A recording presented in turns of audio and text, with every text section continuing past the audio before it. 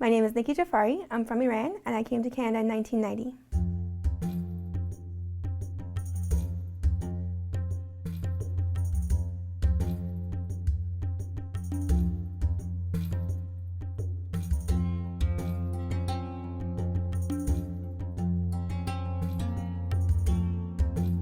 When I moved to Canada, I was 10 years old, and that was a much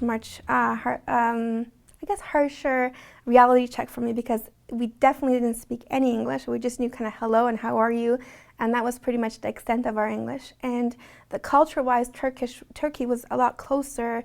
Turkish culture was much more similar to Iranian culture, whereas Canadian culture was quite a bit different. So first year of school here was even more terrifying than the first day in school in Turkey.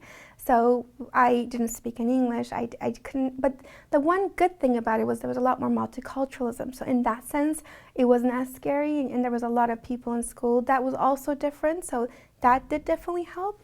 But I remember first day in class, my classmates making jokes or talking, and I couldn't understand what they were saying, or if I wanted to express myself, I couldn't say anything. It's really weird when you know what you want to say, you just don't know how to say it. And you're in a room with people and you can't understand a word that they're saying to you. So it is definitely a terrifying experience, and I definitely, it wasn't the easiest first year when I was in Canada. I did experience a bit of racism or bullying and different things, but once I started learning the language and blending in, then it was downhill from there. Finding the balance between two is always the hardest because you still want to keep some connection to your roots because your family always insists that you still are connected to your roots and you still behave in certain cultural senses that connects you to your roots. But at the same time, you go to school and your classmates and your friends and your peers are a little bit different than your family's expectations. So there's always that juggling act in the beginning to find that balance and find yourself and find out how you can keep the best of both cultures and find yourself within the both and kind of know how to present yourself. But eventually having other immigrants as friends and finding out from their experiences how they've coped with it, and you kind of use each other as a support system. And I think Canada, one of the most beautiful things about it is how diverse it is. And I grew up in Toronto before I moved over to Halifax, and in Canada you can just kind of travel, in Toronto you can travel the street and travel the world within just that hour of you just going from one side of the street to the other. In school we had friends from every culture, so you kind of experience different food and different cultures and diversities, and people could be who they are and still be Canadian at the same time. So there is a sense of belonging that you don't have to choose between your past and your future, and you can find a happy medium that you can kind of have best of both worlds.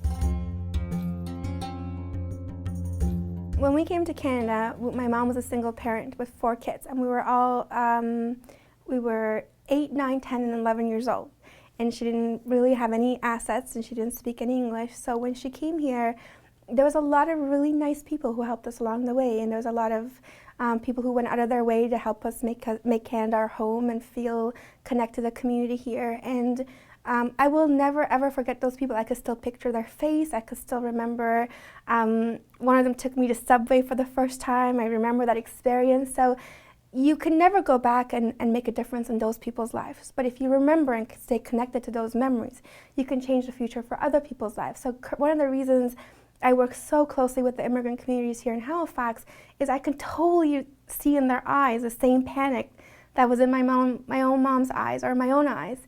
And I feel like if I help those people have the same experience that I did, then tomorrow those people will go and help someone else, and kind of like a pay it forward mentality. And people sometimes underestimate the stress that an immigrant could go through. Something from as basic as your favorite restaurant, to your hairdresser, to your accountant, to a new language, a new culture, a new way of doing business, a new way of earning money. Everything you've learned and built your whole life is gone, and you start from scratch, from nothing. For example, if you're a new immigrant, you need to learn how to network here in Canada, how to start a business in Canada, how to even networking skills, basic networking skills, basic common sense things that we take for granted. Body language, eye contact. These are all things that seem so basic to us, that if you're not from here, you could have a totally different culture, that something that would mean very like disrespectful in our culture here, it would be kind of the opposite over there. Like, you know, some cultures, if you make eye contact with somebody, is considered really rude. People always make fun of me in the sense that they say I'm a very multicultural person. I kind of celebrate all occasions. Just a few weeks ago, the Indian community here had a gathering, and you know, I wore a sari and went out to the function. Because I grew up in Turkey, I feel very connected to the Turkish community here, so I'm always attending all their events and functions. We're doing a fundraiser for them this weekend, and I'm going to be emceeing the event. You know, I'm very connected to the Iranian culture, and I attend so many of their events and festivities, and I'm very involved with the community. But at the same time, I'm very involved with the Haligonian community. Like, we do tons of fundraising events and trade shows and business events.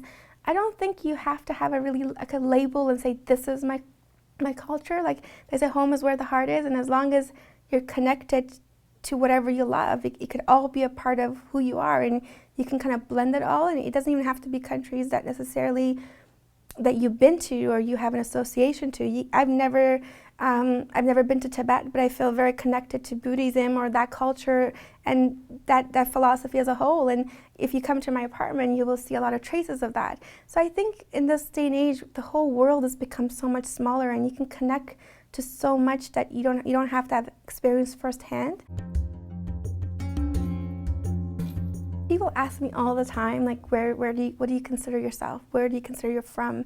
And you know, I was born in Iran. My parents are Iranian, so I definitely consider myself Iranian. But I grew up in Turkey, and all my childhood memories are from Turkey, and it always feels like home. But I've been in Canada since I was 10 years old, so that's home. And you know, I grew up in Toronto, so I consider Toronto home. But I've lived most of my adult life in Halifax, so I consider that home. So I find if I'm in Toronto, I refer to Toronto as home, Halifax as home. If I'm in Halifax, I refer to Toronto as home. And I think I really believe in what I said earlier, home is where the heart is, and you can be connected to so many places and feel like it's home. I don't think we need to be divided by borders and titles and countries, and you know, you could blend all of it together to find out who you are. And I find this, like, through my profession, I meet all kinds of people from all walks of life. And I think back in the day when you would meet somebody, most people were born and raised more or less in the same town. They would have had one or two careers at the most. And most times even generations would have dealt with, for example, the same banker, the same doctor, the same lawyer. But nowadays, the world is just so global. Most people have various career changes through their life. They're born in one place, they're raised in another place, they've done a lot of traveling, they've seen the world. So we as people have become a lot more complex and diverse. For the most part, we're all becoming global, we're all becoming more world-traveled and more experiencing and more open to experiencing different cultures. And I think at the end of it all, we're going to hopefully one day get around these titles and these borders and having to fit people into these boxes to see where do they belong, and we could just get to know people as who they are and appreciate them for who they are, as opposed to finding a title that kind of put them in this nice little neat box.